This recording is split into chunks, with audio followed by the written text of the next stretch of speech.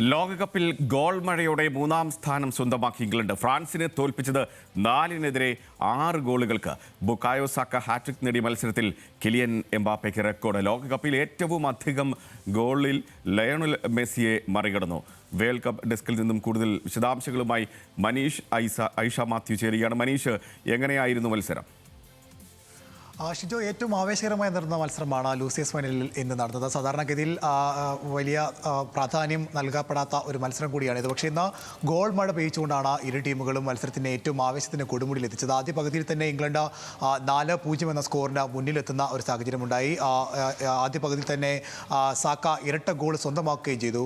ഫ്രാൻസിൻ്റെ ഭാഗത്തു നിന്ന് ഒരു അലംഭാവമാണ് ആദ്യ പകുതിയിൽ നമ്മൾ കണ്ടിരുന്നെങ്കിൽ രണ്ടാം പകുതിയിൽ ഫ്രാൻസിൻ്റെ ശക്തമായ തിരിച്ചുവരവാണ് കാണുന്നത്. 48-ാം മിനിറ്റിൽ തന്നെ കിലിയൻ എംബാപ്പ വല കുലുക്കുന്നു. പിന്നാലെ ബാർക്കോള ഗോൾ നേടുന്നു. അതിന് പിന്നാലെ വീണ്ടും കിലിയൻ എംബാപ്പ ഗോൾ നേടുകയും ചെയ്യുന്നു. അങ്ങനെ 4-3 എന്ന സ്കോറിലേക്ക് മത്സരം കൂടുതൽ ആവേശത്തിലേക്ക് എത്തുന്നു. ഈ ആവേശത്തിനോടൊപ്പം തന്നെ കിലിയൻ എംബാപ്പെ ഒരു റെക്കോർഡും കുറിക്കുന്നുണ്ട്. അദ്ദേഹം ലോകകപ്പിൽ ഏറ്റവും അധികം ഗോൾ നേടുന്ന താരമെന്ന റെക്കോർഡാണ് ഇന്ന് കുറിച്ചത്. 21 ഗോൾ ഉണ്ടായിരുന്ന ലിയോണൽ മെസ്സിയുടെ റെക്കോർഡിനെ മറികടന്നാണ് എംബാപ്പയുടെ ഈ നേട്ടമെന്ന് പറയുന്നത്. മാത്രമല്ല, അദ്ദേഹം ഗോൾഡൻ ബൂട്ടിൽ 10 ഗോളുമായി ഏറ്റവും മുന്നിലെത്തുകയും ചെയ്തു. പിന്നീട് അങ്ങോട്ട് ഒരു സമനില ഗോളിന് വേണ്ടിയുള്ള ഫ്രാൻസിൻ്റെ ശ്രമമായിരുന്നെങ്കിൽ മറുവശത്ത് ഇംഗ്ലണ്ട് ലീഡ് ഉയർത്തുന്നതിനുള്ള ശ്രമമാണ് നമ്മൾ കാണുന്നത്. അങ്ങനെ 87-ാമത്തെ മിനിറ്റിൽ ഇംഗ്ലണ്ടിനൊരു പെനാൽറ്റി ലഭിക്കുന്നു. ആ പെനാൽറ്റി വലയിലെത്തിച്ചുകൊണ്ട് സാക്ക തൻ്റെ ആദ്യ ലോകകപ്പ് ഹാട്രിക്ക് സ്വന്തമാക്കുകയും ചെയ്യുന്നു. അങ്ങനെ സ്കോർ 5-3 എന്ന നിലയിലേക്ക് മാറുന്നു. അവിടെ നിന്ന് വീണ്ടും ഫ്രാൻസ് വിട്ടുകൊടുക്കാനുള്ള പോരാട്ടം. അങ്ങനെ ഇഞ്ചുറി ടൈമിൻ്റെ ആദ്യ മിനിറ്റുകളിൽ തന്നെ ഡെംബലെ ഫ്രാൻസിന് വേണ്ടി ഗോൾ നേടുന്നു. അങ്ങനെ സ്കോർ 5-4 എന്നിലേക്ക് എത്തുന്നു. അപ്പോൾ ഒരു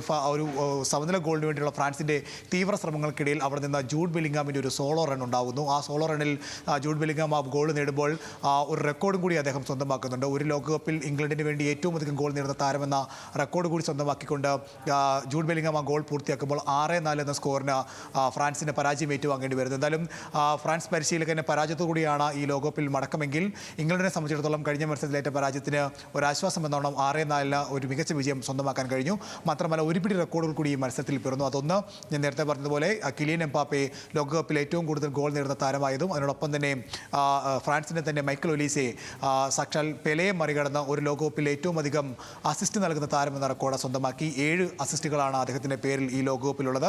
അങ്ങനെ 22 ഗോളുമായി എംബാപ്പയും 7 ഗോളിൻ്റെ അസിസ്റ്റുമായി ഒലീസയും റെക്കോർഡ് ബുക്കിൽ എത്തിയപ്പോൾ ജൂഡ് ബെല്ലിംഗാം ഒരു ലോകകപ്പിൽ ഇംഗ്ലണ്ടിന് വേണ്ടി ഏറ്റവും അധികം ഗോൾ നേടുന്ന താരമെന്ന റെക്കോർഡും സ്വന്തമാക്കിയാണ് മത്സരം അവസാനിപ്പിച്ചത്. മനീഷാണ് വിശദാംശങ്ങൾ നൽകിയത്.